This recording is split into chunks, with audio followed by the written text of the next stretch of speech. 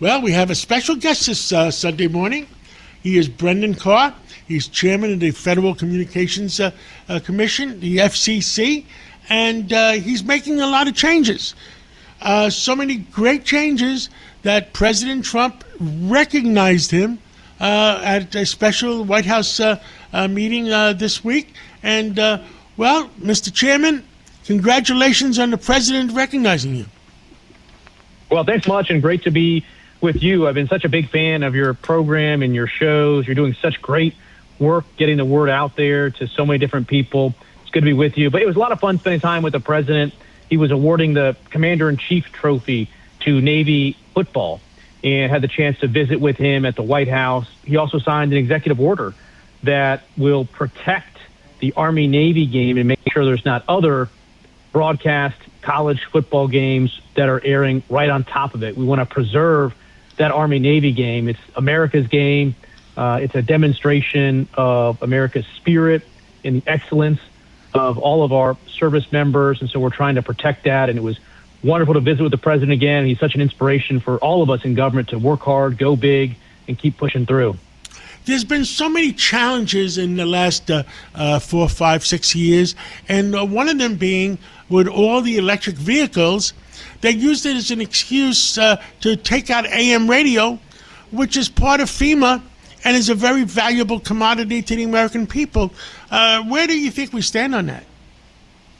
This is a really important issue that I think has flown under the radar for too many people. As you know, AM radio is the lifeblood of so many communities all across this country. And as you pointed out, it's also part of our emergency response network. So we need to protect AM radio and make sure that signal continues to get out there.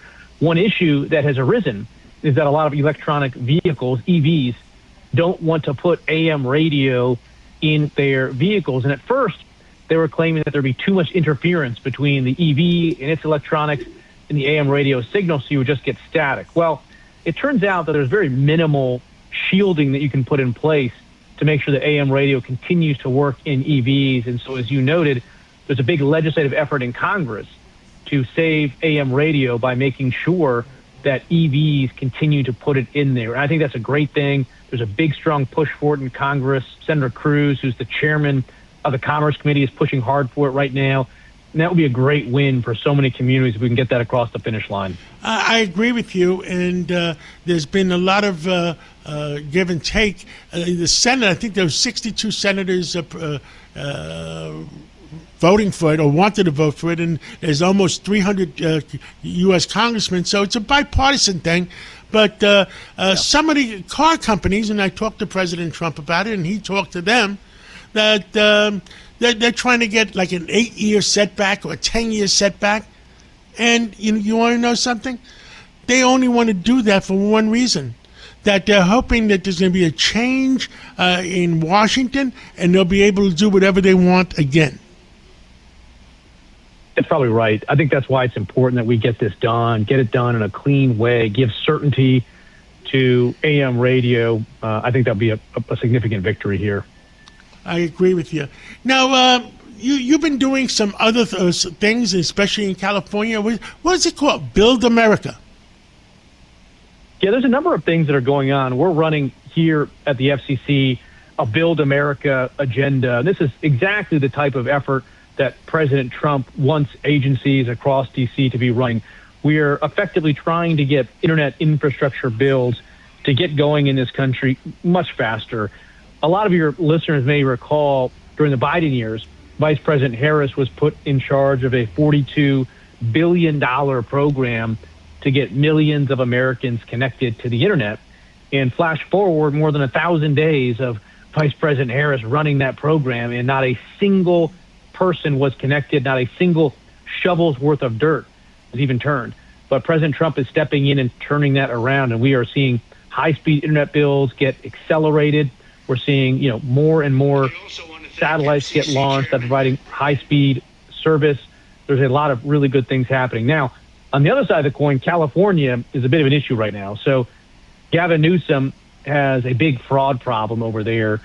The Inspector General of the FCC recently came out with a report that found that there was 94,000 dead people that had been signed up to receive subsidized phone and internet service, subsidized by. Hold on, let me say something. Public. Oh my God, I can't. That's a lot of people. Yeah, so either there's a massive zombie problem in California, or there is some serious fraud taking place. This is millions of dollars, millions of your dollars that was somehow being used to provide phone, internet service to dead people. And more than that, when Governor Newsom came into office, he promised to fix the state's 911 system, right? When you call 911, that call has to go through. And California had an aging, antiquated system. But there again, Governor Newsom spent, I believe, hundreds of millions of dollars to put in a new system. And when they turned the system on, it didn't work. And effectively, that money was a complete waste. And California is now still stuck on that antiquated, outdated 911 system. So while we're moving quickly in the right direction here in D.C. under President Trump's leadership, California is continuing to suffer under Governor Newsom's. Understood. What else would you like to talk to the American people about on a Sunday morning? Well, we're working hard in D.C. One thing that we're doing, too, is robocalls. I know robocalls are an annoyance to every single American. They are to me as well. And we're trying something new. It used to be, historically, the FCC would do very long investigations. They would issue hundreds of millions of dollars worth of fines to one or two people. But the people were judgment-proof, and they would move on.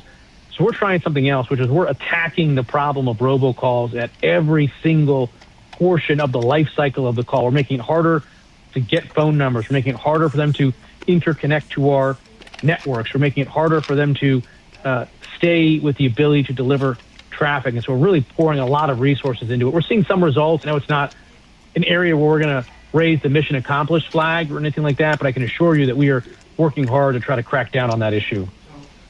And let me see. I mean, I'm looking at my list here, and there's so many things to talk about. Is there any particular areas, other areas that AM and FM and electronic radios in electric cars? Well, one issue on the media side in particular that we're working on is, as you know, particularly on the TV side, it's become really dominated by a small number of national programmers like Comcast and Disney. And historically, there was this great balance of power between what we call local broadcast TV stations on the one hand and these national programmers on the other. But over the last 10, 15 years, the national programmers, Comcast and Disney, have amassed enormous power, and they're effectively using those broadcast TV stations as their own little mouthpieces to get their news and information out that only those programmers want. So we're trying to re-empower those local TV stations to actually identify the needs of their local communities and to serve the needs of their local communities, and we're more work to do.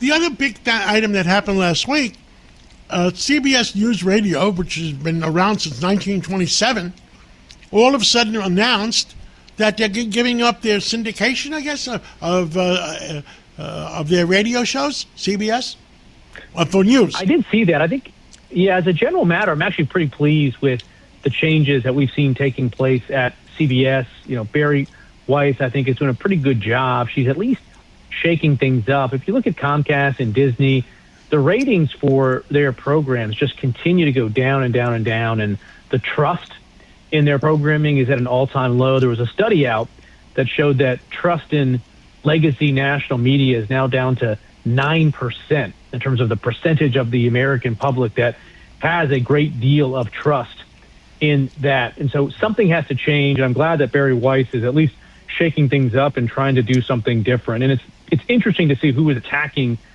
CBS when this entire industry is struggling. It's good to see someone try to just do something different. Well, Brendan Carr, chairman of the FCC, and recognized by the president last week. Congratulations again. Thank you so much for coming on this Sunday morning and telling the people of our country what the heck is going on. And looking forward to talking to you again in the near future. Thanks, John. I really appreciate it. You always have a wonderful program. Happy Sunday, everybody. Thank you.